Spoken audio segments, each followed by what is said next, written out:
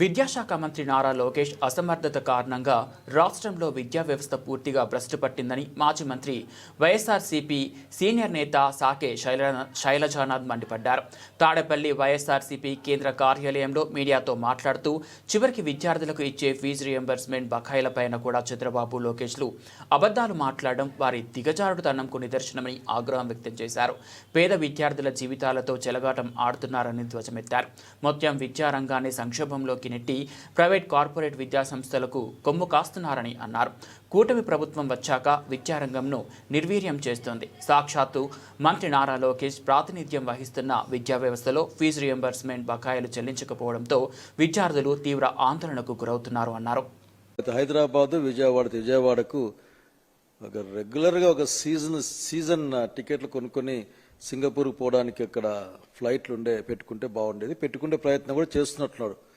ఒక ప్రకటన కూడా వచ్చింది, సింగపూర్ బండి ఆగుతుంది అని చెప్తా ఉన్నాడు. అప్పుడు కూడా సింగపూర్కి పోయేటప్పుడు ఆయన చాలా మాట్లాడు, అసలు సింగపూర్ లాగా మార్చేస్తాను, ఇంకా మాట్లాడితే అసలు సింగపూర్ లాంటి ప్రభుత్వాన్ని తెస్తాను. సింగపూర్లో ప్రభుత్వం సంగతి చెప్పాము. అక్కడ అది not a totally democratic country. నిరసనకు కూడా పర్మిషన్ తీసుకొని ఏదో ఉమ్ములు చేసుకోవాలి. సింగపూర్లో ఒకే పార్టీ గెలుస్తా వస్తారు, అట్లా కళ్ళకు అంటూ ఉంటాడు. అట్లా ఇంకా అసెండాస్ గురించి మర్చిపోలే మేమెవరు.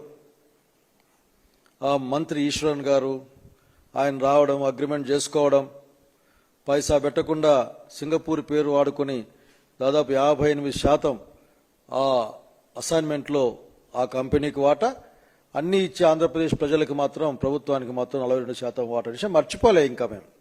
సరే, ఈ సందర్భంగా ఎందుకు మాట్లాడుతున్నాయంటే పాపం విద్యాశాఖ మంత్రి లోకేష్ గారిని కూడా తీసుకెళ్తా ఉన్నారు. లోకేష్ గారు ఎట్లాగూ పాపం ఇంకా ఇప్పుడు నేర్చుకుంటున్నాడు, కానీ చంద్రబాబు నాయుడు గారికి డైరెక్ట్గా చెప్దాం అనుకుంటా